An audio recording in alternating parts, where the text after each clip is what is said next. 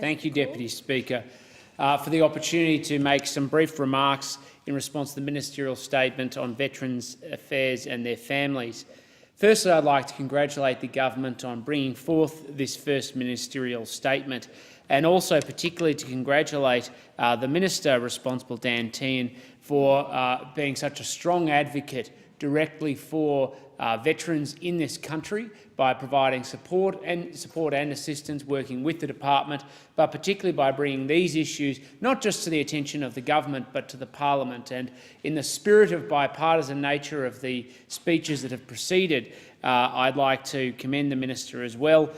for taking this initiative. Not just this initiative in isolation, but the opportunity to bring many people, veterans around the country, to have a dialogue about the challenges that they face into the future, and particularly in making sure not just veterans who have traditionally had their voices heard are being recognised, but also increasingly veterans who perhaps have been overlooked or not got the attention that they deserve. There have, of course, been a significant number of forums around the country, but particularly the opportunity to have the first female Veterans Forum, I think, is something that speaks volumes to the government and the integrity of the minister in terms of bringing these issues to the national attention. And I think we all do the nation a service by hearing the voices of all veterans in the process. Of course, this government's commitment to supporting veterans is beyond question. Not only do we have a standalone department, but there has been a very specific and deliberate attempt by the government to make sure we put veterans first. This is not a department that exists for the purpose and serving of bureaucrats. It is here to make sure the men and women who have sacrificed in the interests of preserving and defending our country and the lives and defence of others are given proper recognition and support, particularly when there are legacy consequences associated with it. And so with this statement, there's a very clear commitment around the importance of having a standalone Department of Veterans Affairs to give voice to those objectives. But more than that, to recognise the department focuses on the needs of veterans first, but increasingly to become a stronger voice for veterans, particularly for those who are reaching vulnerable stages of life and may need additional support and assistance, who may not be able to any longer stand up and speak with the conviction that they once did for themselves. And this government is very mindful of that. Obviously, we have a broader ageing population, but when you know so many veterans are ageing themselves, making sure that we provide and assist them in that vulnerable stage of life is going to become more critical. And I hope that those opposite have joined in the spirit of bipartisan of this motion to say so. And as I'm sure many members do, we regularly engage with veterans across our electorates. I'm very fortunate every year, of course, around Anzac Day to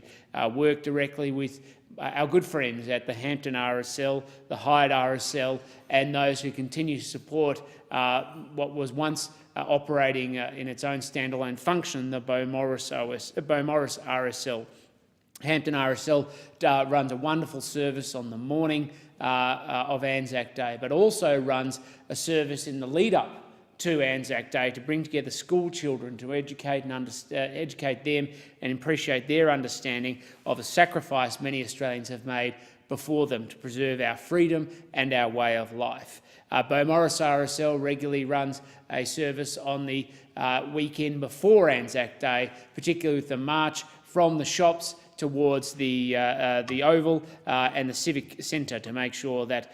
people in the Beaumaris community, of which there are many veterans, have an opportunity to have their sacrifice and their service honoured, as well as Highett RSL, which does its own dawn service on Anzac Day. But what I'm really encouraged by is the increasing awareness of many schools in the electorate to find ways to honour those servicemen and women who have sacrificed in the past for our great nation. And I mentioned before that Hampton RSL brings together many local schools, particularly across Brighton and Hampton and Sandringham and Black Rock, to be able to attend and participate. But now even Gardenvale Primary School is hosting its own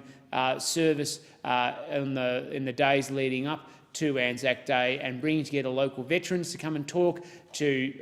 children, particularly veterans who are still alive from the Second World War, to talk to children about the challenges they faced so that the Anzac legacy does not become diminished. So there is a full spectrum of services held across the Goldstein electorate each year, which we fully respect and pay appreciation to. But it comes back to the objective of the government, which is to very much focus on how to support and assist people who have experienced the consequences of conflict and made that sacrifice for our country. And one of the things that I can say we are all proud of on this side of the House is that this budget has delivered over $350 million of new money to give completely free mental health support and better services to veterans. Last year, Deputy Speaker, I participated in a service here in the Federal Parliament, paying recognition to those people who have taken their lives as a consequence of post-traumatic stress disorder. And I know that many members opposite share a commitment in addressing and tackling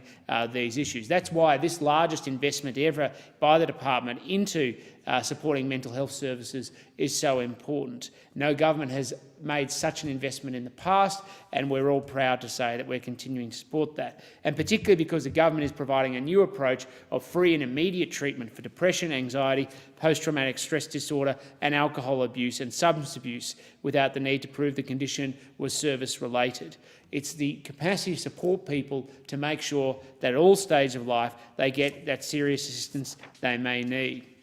And most importantly, to make sure that that service is uncapped, so those people who need it will get it. If there is a need, it will be funded, and veterans should take advantage of it.